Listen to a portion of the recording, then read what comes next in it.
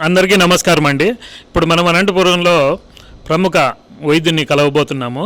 ఇప్పుడున్న పరిస్థితుల్లో డయేరియా ఎక్కువగా ఉంది కదా, ఆయన మనకి కొన్ని సజెషన్స్ ఇస్తాడు. మనం వాటిని ఫాలో అవుదాం.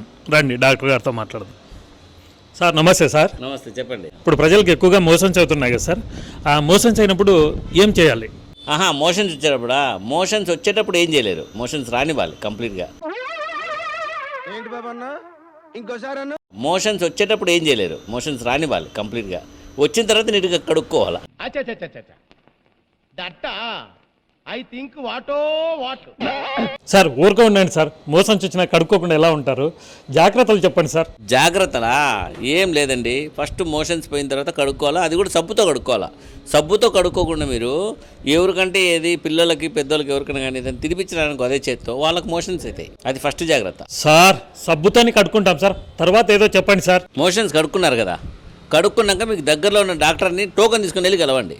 సార్ టోకెన్ తీసుకుంటాం లేండి సార్, ఎప్పుడు టోకెన్ మీద ఉంటారు మీరు.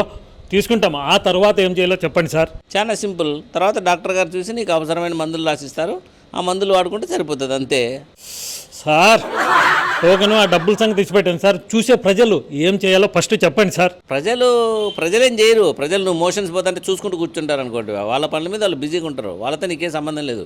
నీకు మోషన్స్ వస్తే నువ్వు కడుక్కోవాలా, డాక్టర్ని కలవాలా, మందులు తీసుకోవాలి, అంతే. బా సార్ మీ మాటలకు నాకు వచ్చేలాగా ఉంది సార్ మోసను. పోయిసాను సార్, బాయ్. బేసిక్ చాలా ఇంపార్టెంట్.